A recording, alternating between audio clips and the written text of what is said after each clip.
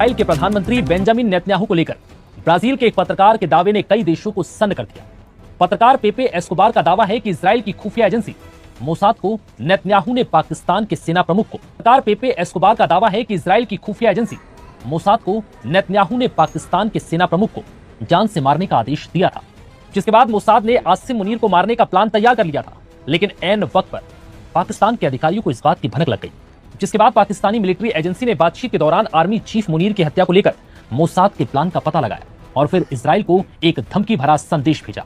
Brazil के पत्रकार का दावा है कि इस संदेश में पाकिस्तान ने धमकी भरे लहजे में कहा कि अगर तुमने हमारे सेना प्रमुख या डेलीगेट्स को हाथ भी लगाया तो हम तुम्हें दुनिया के नक्शे से मिटा देंगे, बस बात खत्म। दरअसल ये सब तब हुआ जब स्विट्जरलैंड में ईरान और अमेरिका के बीच शांति समझौता हो रहा था। ब्राजील के पत्रकार पेपे एस्कोबार ने राजनीतिक कमेंटेटर मारियो नवल के पॉडकास्ट में ये बड़ा दावा किया।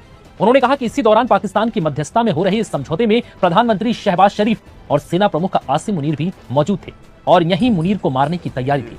लेकिन पाकिस्तान के अधिकारियों को इस बात की ऐन वक्त पर जानकारी मिल गई और फिर पाकिस्तान ने इजराइल को सीधी धमकी दे डाली। ब्राजील के पत्रकार के इस दावे को लेकर सोशल मीडिया पर बवाल मच गया। हालांकि पत्रकार ने दावे से जुड़े कोई सबूत पेश नहीं किए। वहीं सूत्रों के मुताबिक इस दावे को पाकिस्तानी अधिकारी ने मनगढ़ंत और बकवास बताया। पाकिस्तानी न्यूज चैनल ARY के चेयरमैन कामरान खान ने बताया कि एक बड़े पाकिस्तानी अधिकारी ने मुनीर की हत्या की साजिश वाले दावे को पूरी तरह से बकवास बताया और कहा कि यह दावा सच्चाई से कोसों दूर है। पाकिस्तानी अधिकारी के मुताबिक प्रधानमंत्री शहबाज शरीफ और आर्मी चीफ आसिम मुनीर का स्विट्जरलैंड दौरा एकदम तय कार्यक्रम के हिसाब से शांतिपूर्ण रहा। स्विट्जरलैंड या अमेरिकी सुरक्षा टीमों की तरफ से पूरे दौरे में सिक्योरिटी को लेकर कोई भी अलर्ट या छोटी सी भी चिंता जाहिर नहीं की गई थी। ल्यूसन में आर्मी चीफ और प्रधानमंत्री के ठहरने के दौरान पाकिस्तान के सुरक्षा इंतजाम पूरी तरह से मुस्तैद थे। हालांकि इजराइल और पाकिस्तान की तरफ से इस दावे पर कोई आधिकारिक प्रतिक्रिया नहीं आई, जिसके बाद ये सवाल उठने लगे कि आखिर इस पत्रकार को ये जानकारी कैसे मिली।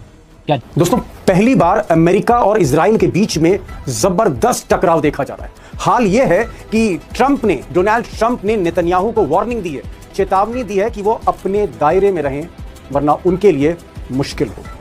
दरअसल ट्रंप इसलिए नेतन्याहू से नाराज हैं, या यूं कहें उनका गुस्सा 7वें आसमान पर है, क्योंकि मिस्टर नेतन्याहू की एक बड़ी साजिश बेपर्दा हो गई अमेरिका के आके और यहीं से ये जो टकराव है और तेज होने लगा। दरअसल हुआ यह था कि दुनिया के जाने माने इन्वेस्टिगेटिव जर्नलिस्ट खोजी पत्रकार पेपे एस्कोबार ने एक बड़ी खबर ब्रेक की जब ईरान और अमेरिका के बीच स्विट्जरलैंड में डील हो रही थी। अब एस्कोबार दुनिया के हर बड़े चैनल पर देखे जाते हैं। इनका यह कहना है, पेपे Escobar alleged that Israeli intelligence agency Mossad plotted to eliminate Pakistani military chief Asim Munir and the country's delegation in Geneva during Iran talks। कि जब ईरान के साथ बातचीत हो रही थी तो आसिम मुनीर जिस डेलीगेशन को लीड कर रहे थे जेनेवा में, उस पर हमला बोला जाना था। लेकिन ये सूचना या ये खेल जो था कहीं ना कहीं पकड़ा गया और पूरी की पूरी साजिश बेनकाब हो गई। ये पेपे एस्कोबार दावा कर रहे हैं।